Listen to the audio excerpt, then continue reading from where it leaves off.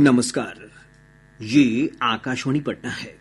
अब आप खालिद रशीद से प्रादेशिक समाचार सुनिए। पहले मुख्य समाचार। राष्ट्रपति द्रौपदी मुर्मू आज संसद के दोनों सदनों की संयुक्त बैठक को संबोधित करेंगी। नीट यूजी परीक्षा पेपर लीक मामले में सीबीआई को पटना में 2 प्रमुख अभियुक्तों की रिमांड मिली। आज हो सकती है पूछताछ। शिक्षा विभाग ने राज्य के सभी सरकारी स्कूलों के लिए नई समय सारणी जारी की। 1 जुलाई से कक्षाओं का संचालन सुबह 9 बजे से अपराह्न 3:15 बजे तक होगा। और मौसम विभाग ने कहा, आज सुपौल, अररिया और किशनगंज जिले के कुछ स्थानों पर भारी बारिश की संभावना। पिछले 24 घंटों के दौरान राज्य में वज्रपात की अलग अलग घटनाओं में 8 लोगों की मौत। अब समाचार विस्तार से। राष्ट्रपति द्रौपदी मुर्मू आज संसद के दोनों सदनों की संयुक्त बैठक को संबोधित करेंगी।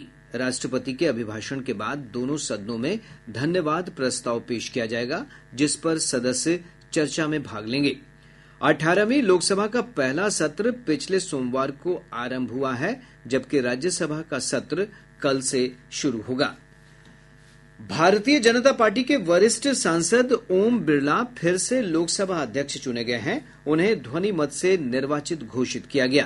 कांग्रेस ने इस पद के लिए के सुरेश को अपना उम्मीदवार बनाया था।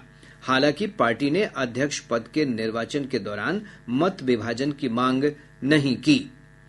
प्रधानमंत्री नरेंद्र मोदी, विपक्ष के नेता राहुल गांधी, संसदीय कार्य मंत्री किरण रिजिजू समेत विभिन्न दलों के नेताओं ने श्री बिरला को सदन का अध्यक्ष चुने जाने पर बधाई और शुभकामनाएं दी हैं।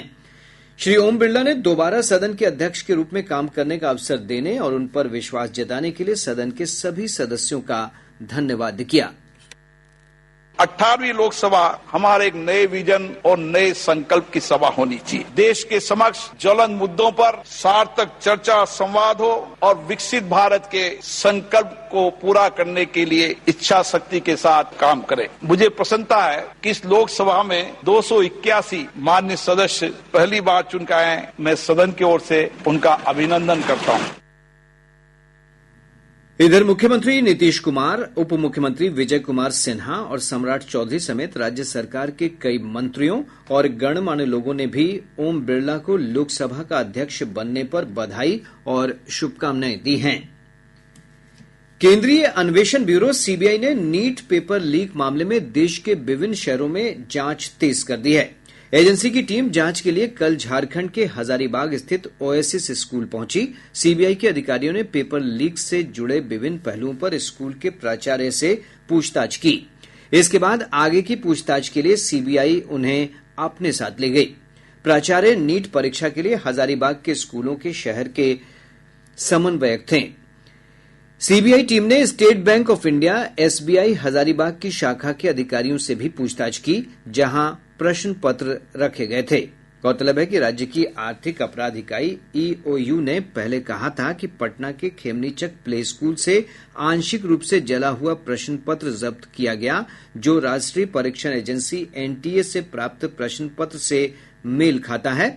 इसी प्रश्न पत्र की श्रृंखला हजारीबाग के कल्लू चौक स्थित ओएसिस स्कूल परीक्षा केंद्र पर भेजी गई थी। ईओयू ने इससे संबंधित सभी दस्तावेज सीबीआई को सौंप दिए हैं। इधर नीट यूजी परीक्षा 2024 पेपर लीक मामले में सीबीआई को 2 प्रमुख अभियुक्तों की रिमांड मिल गई है। पटना स्थित सीबीआई की विशेष अदालत ने इस मामले के 2 अभियुक्तों बलदेव कुमार उर्फ चिंटू और मुकेश कुमार को सीबीआई रिमांड पर दे दिया है। इन दोनों अभियुक्तों से आज पूछताछ किए जाने की संभावना है। राज्य के सभी सरकारी स्कूलों में 1 जुलाई से कक्षाओं का संचालन सुबह 9 बजे से अपराह्न 3:15 बजे तक होगा। शिक्षकों को 8:50 तक स्कूल पहुंचना है, जबकि उनकी छुट्टी शाम 4:30 बजे होगी। शिक्षा विभाग ने संस्कृत विद्यालय और मदरसा समेत सभी सरकारी स्कूलों के लिए नई समय सारणी जारी की है। समय सारणी के अनुसार सुबह 9 बजे से प्रार्थना और व्यायाम होगा, जबकि पहली कक्षा की शुरुआत 9:15 बजे होगी। पूर्वाह्न 11:55 से 12:35 तक मध्यांतर होगा।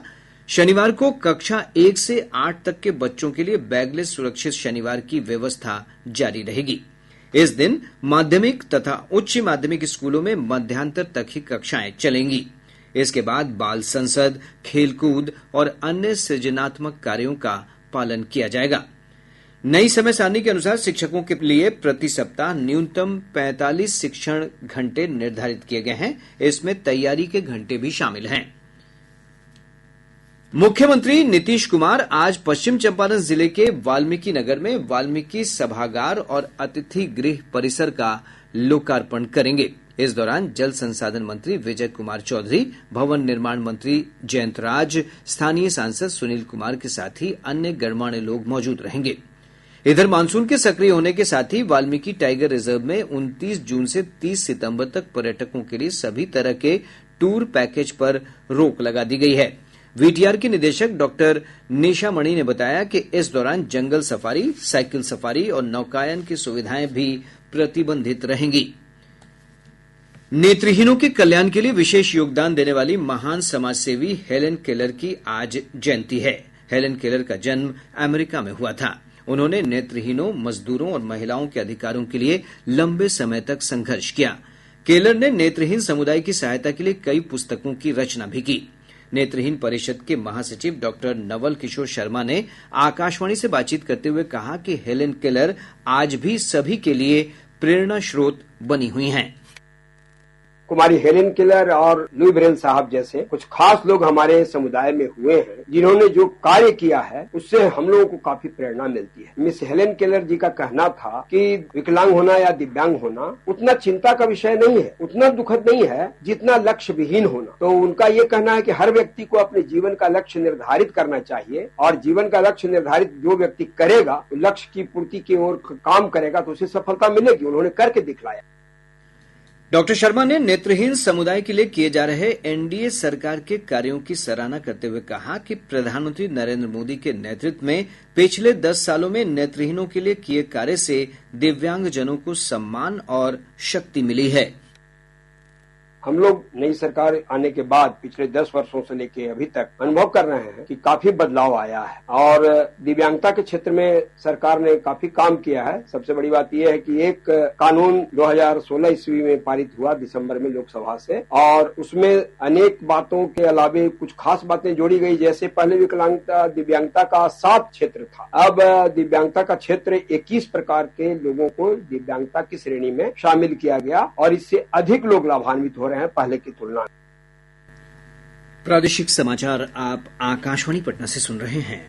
ताजा समाचारों के लिए आप हमारे एक्स हैंडल AIR_News_ पटना पर जा सकते हैं। राज्य के उत्तर और पूर्वी हिस्सों में मानसून की सक्रियता से बारिश की अनुकूल परिस्थितियां बनी हुई हैं। मौसम विज्ञान केंद्र पटना के वैज्ञानिक कुमार गौरव ने बताया कि राज्य के उत्तर पश्चिम क्षेत्र से मानसून की ट्रफ रेखा गुजर रही है, जिसके प्रभाव से प्रदेश के उत्तर पूर्वी भागों में कई स्थानों पर भारी से बहुत भारी बारिश हुई है। इस अवधि में सबसे अधिक किशनगंज के बहादुरगंज में 280 मिलीमीटर बारिश दर्ज की गई।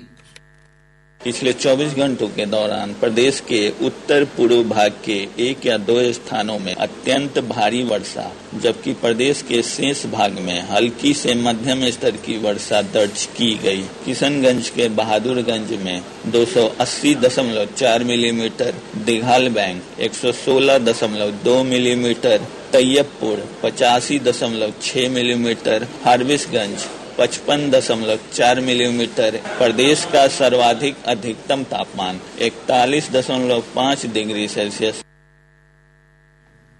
मौसम वैज्ञानिक ने बताया कि अगले 24 घंटों के दौरान राज्य के हिमालय के तराई वाले क्षेत्रों में बहुत भारी बारिश का पूर्वानुमान है। वहीं सुपौल, अररिया और किशनगंज जिलों में कुछ स्थानों पर भारी बारिश हो सकती है। इस दौरान कई स्थानों पर तेज आंधी चलने की भी संभावना है। उन्होंने कहा कि अगले 2-3 दिनों में पूरे राज्य में मानसून सक्रिय हो जाएगा।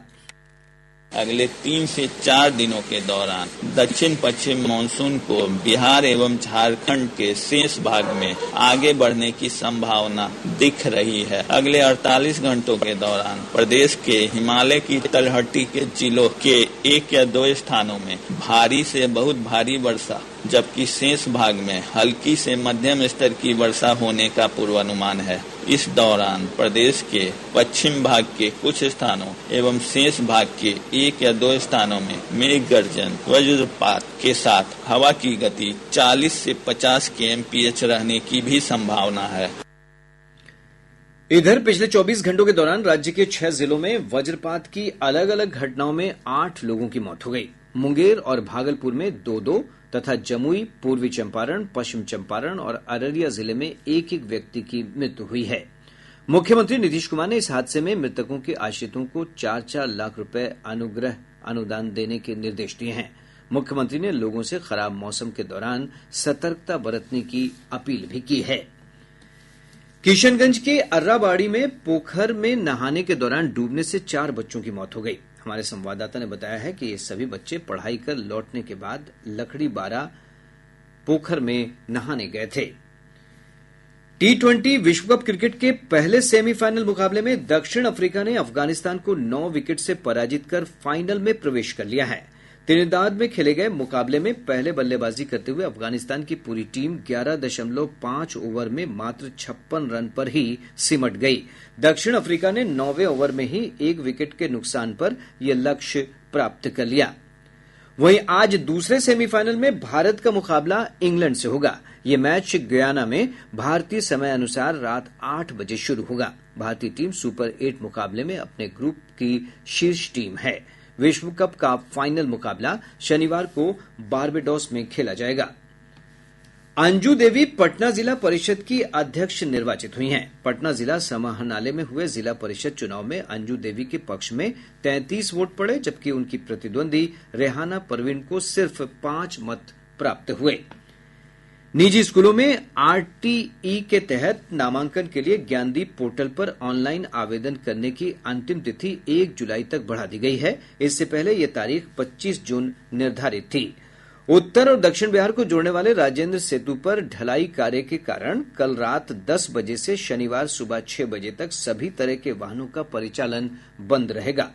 मधुबनी जिले के बेनीपट्टी थाना क्षेत्र अंतर्गत शाहपुर पंचायत में पदस्थापित 5 शिक्षकों के खिलाफ प्राथमिकी दर्ज कराई गई है। इन सभी पर नियोजन के दौरान फर्जीवाड़ा करने का आरोप लगा है।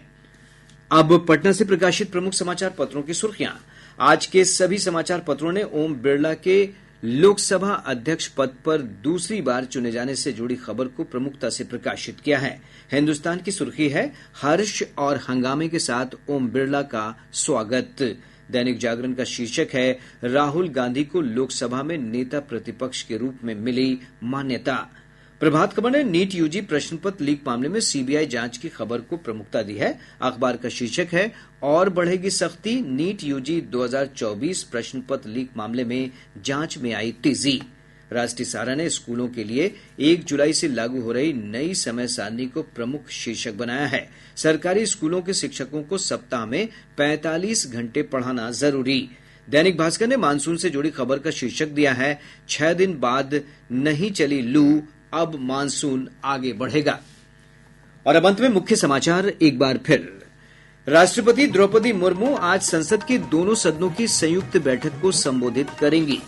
नीट यूजी परीक्षा पेपर लीक मामले में सीबीआई को पटना में 2 प्रमुख अभियुक्तों की रिमांड मिली, आज हो सकती है पूछताछ।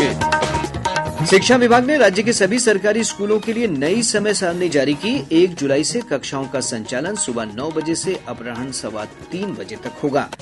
और मौसम विभाग ने कहा, आज सुपौल, अररिया और किशनगंज जिले के कुछ स्थानों पर भारी बारिश की संभावना। पिछले 24 घंटों के दौरान राज्य में वज्रपात की अलग अलग घटनाओं में 8 लोगों की मौत। इसके साथ ही आकाशवाणी पटना से प्रसारित प्रादेशिक समाचार का ये अंक समाप्त हुआ।